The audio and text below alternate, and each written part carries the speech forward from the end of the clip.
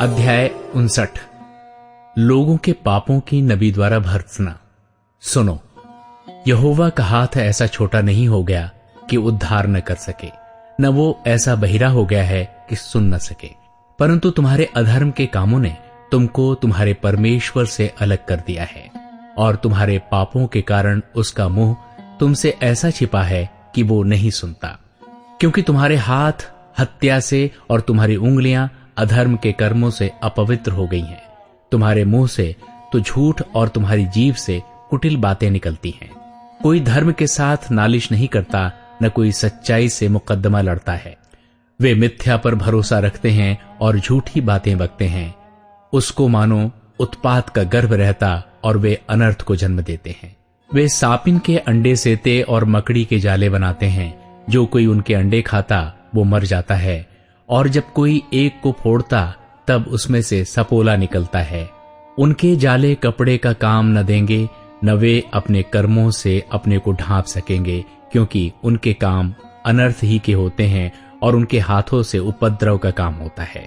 वे बुराई करने को दौड़ते हैं और निर्दोष की हत्या करने को तत्पर रहते हैं। उनकी युक्तियां व्यर्थ हैं, उजाड़ और विनाश ही उनके मार्गों में हैं। शांति का मार्ग वे जानते ही नहीं, और न उनके व्यवहार में न्याय है। उनके पथ टेढ़े हैं, जो कोई उन पर चले वो शांति न पाएगा। पापों से पश्चाताप, इस कारण न्याय हमसे दूर है और धर्म हमारे समीप ही नहीं आता। हम उजियाले की बाट तो जोहते हैं, परंतु देखो अंधियारा ही बना रहता है। हम प्रकाश की आशा तो लगाए हैं, परंतु घोर अंधकार ही में चलते हैं।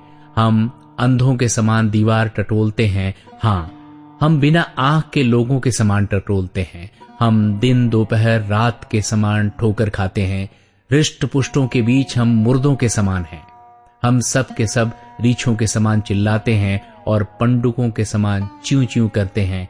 हम न्याय की बाट तो जोहते हैं, पर वो कहीं नहीं, और उद्धार की बाट जोहते हैं, पर वो हमसे दूर ही रहता है। क्योंकि हमारे अपराध तेरे सामने बहुत हुए हैं। हमारे पाप हमारे विरुद्ध साक्षी दे रहे हैं। हमारे अपराध हमारे संग हैं, और हम अपने अधर्म के काम जानते हैं। हमने यहोवा का अपराध किया है। हम उससे मुकर गए और अपने परमेश्वर के पीछे चलना छोड़ दिया। हम अंधेर करने लगे और उलटफेर की बातें कहीं। हमने झूठी बातें मन में गढ़ी और कही भी हैं। न्याय पीछे हटाया गया और धर्म दूर खड़ा रह गया। सच्चाई बाजार में गिर पड़ी और सिधाई प्रवेश नहीं करने पाती। हाँ, सच्चाई खो गई और जो बुराई से भागता है वो शिकार हो जाता है। परमेश्वर छुटकारा देने को तैयार। ये देखकर यहोवा ने बुरा माना, क्योंकि न्याय जाता रहा। उसने देखा कि कोई भी पुरुष नहीं, और इससे अचंभा किया कि कोई विनती करने वाला नहीं। तब उसने अपने ही भुजबल से उद्धार किया, और अपने धर्मी होने के कारण वो संभल गया। उसने धर्म को झिलम के समान पहन लिया, और उसके सिर पर उद्धार का टोप रखा गया। उसने बदला लेने का वस्त्र धारण किया, और जलजलाहट को बागे के समान पहन लिया है। उनके कर्मों के अनुसार वो उनको फल देगा। अपने द्रोहियों पर वो अपना क्रोध भड़काएगा, और अपने शत्रुओं को उनकी कमाई देगा। वो द्वीपवासियों को भी उनकी कमाई भर देगा। तब पश्चिम की ओर लोग यहोवा के नाम का और पूर्व की ओर उसकी महिमा का भय मानेंगे, क्योंकि जब शत्रु महानद के समान चढ़ाई करेंगे, तब यहोवा का आत्मा उसके विरुद्ध झंडा खड़ा करेगा। याकूब में जो अपराध से मन फिराते हैं, उनके लिए सियोन में एक छुड़ाने वाला आएगा। यहोवा की यही वाणी है। यहोवा ये कहता है, जो वाचा मैंने उनसे बांधी है वो ये है कि मेरा आत्मा तुझ पर ठहरा है, और अपने वचन जो मैंने तेरे मुंह में डाले हैं, अब से लेकर सर्वदा तक वे तेरे मुंह से और तेरे पुत्रों और पोतों के मुंह से भी कभी न हटेंगे। अध्याय 60। यरूशलेम का महिमामय भविष्य। उठ, प्रकाशमान हो, क्योंकि तेरा प्रकाश आ गया है, और यहोवा का तेज तेरे ऊपर उदय हुआ है। देख, पृथ्वी पर तो अंधियारा और राज्य राज्य के लोगों पर घोर अंधकार छाया हुआ है, परंतु तेरे ऊपर यहोवा उदय होगा, और उसका तेज तुझ पर प्रकट होगा। जाति जाति तेरे पास प्रकाश के लिए और राजा तेरे आरोहण के प्रताप की ओर आएंगे। अपनी आंखें चारों ओर उठाकर देख, वे सब के सब इकट्ठे होकर तेरे पास आ रहे हैं। तेरे पुत्र दूर से आ रहे हैं और तेरी पुत्रियां हाथों हाथ पहुंचाई जा रही हैं। तब तू इसे देखेगी और तेरा मुख चमकेगा, तेरा हृदय थरथराएगा और आनंद से भर जाएगा, क्योंकि समुद्र का सारा धन और जाति जाति की धन संपत्ति तुझको मिलेगी। तेरे देश में ऊंटों के झुंड और मिद्यान और एपादेशों की साड़नियां इकट्ठी होंगी। शिबा के सब लोग आकर सोना और लोबान भेंट लाएंगे और यहोवा का गुणानुवाद आनंद से सुनाएंगे।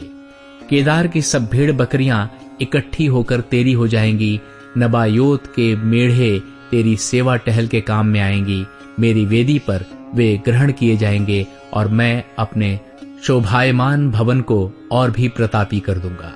ये कौन है जो बादल के समान अपने दरबों की ओर उड़ते हुए कबूतरों के समान चले आते हैं? निश्चय द्वीप मेरी ही बाट देखेंगे। पहले तो तरशीस के जहाज आएंगे कि तेरे पुत्रों को सोने चांदी समेत तेरे परमेश्वर यहोवा अर्थात इस्राएल के पवित्र के नाम के निमित्त दूर से पहुंचाएं, क्योंकि उसने तुझे शोभायमान किया है।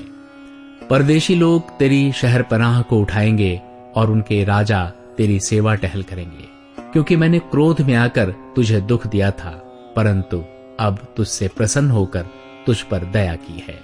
तेरे फाटक सदैव खुले रहेंगे, दिन और रात वे बंद न किए जाएंगे, जिससे जाति जाति की धन संपत्ति और उनके राजा बंदी होकर तेरे पास पहुंचाए जाएं, क्योंकि जो जाति और राज्य के लोग तेरी सेवा न करें वे नष्ट हो जाएंगे। हाँ, ऐसी जातियों का पूरी रीति से सत्यानाश हो जाएगा। लबानोन का वैभव अर्थात सनौबर और देवदार और चीड़ के पेड़ एक साथ तेरे पास आएंगे कि मेरे पवित्र स्थान को सुशोभित करें, और मैं अपने चरणों के स्थान को महिमा दूंगा। तुझे दुख देने वालों की संतान तेरे पास सिर झुकाए हुए आएंगी, और जिन्होंने तेरा तिरस्कार किया सब तेरे पांवों पर गिरकर दंडवत करेंगे। वे तेरा नाम यहोवा का नगर इस्राएल के पवित्र का सिय्योन रखेंगे। तू जो त्यागी गई और घृणित ठहरी, यहाँ तक कि कोई तुझमें से होकर नहीं जाता था, इसके बदले मैं तुझे सदा के घमंड का और पीढ़ी पीढ़ी के हर्ष का कारण ठहराऊंगा। तू जाति जाति का दूध पी लेगी, तू राजाओं की छातियां चूसेगी, और तू जान लेगी कि मैं यहोवा तेरा उद्धार करता और तेरा छुड़ाने वाला याकूब का सर्वशक्तिमान हूं। मैं पीतल के बदले सोना, लोहे के बदले चांदी, लकड़ी के बदले पीतल और पत्थर के बदले लोहा लाऊंगा। मैं तेरे हाकिमों को मेल मिलाप और तेरे चौधरियों को धार्मिकता ठहराऊंगा। तेरे देश में फिर कभी उपद्रव और तेरी सीमाओं के भीतर उत्पात या अंधेर की चर्चा न सुनाई पड़ेगी, परंतु तू अपने शहरपनाह का नाम उद्धार और अपने फाटकों का नाम यश रखेगी। फिर दिन को सूर्य तेरा उजियाला न होगा, न चांदनी के लिए चंद्रमा, परंतु यहोवा तेरे लिए सदा का उजियाला और तेरा परमेश्वर तेरी शोभा ठहरेगा। तेरा सूर्य फिर कभी अस्त न होगा और न तेरे चंद्रमा की ज्योति मलिन होगी, क्योंकि यहोवा तेरी सदैव की ज्योति होगा और तेरे विलाप के दिन समाप्त हो जाएंगे। तेरे लोग सब के सब धर्मी होंगे, वे सर्वदा देश के अधिकारी रहेंगे। वे मेरे लगाए हुए पौधे और मेरे हाथों का काम ठहरेंगे, जिससे मेरी महिमा प्रकट हो। छोटे से छोटा 1000 हो जाएगा और सबसे दुर्बल एक सामर्थी जाति बन जाएगा। मैं यहोवा हूँ, ठीक समय पर ये सब कुछ शीघ्रता से पूरा करूंगा।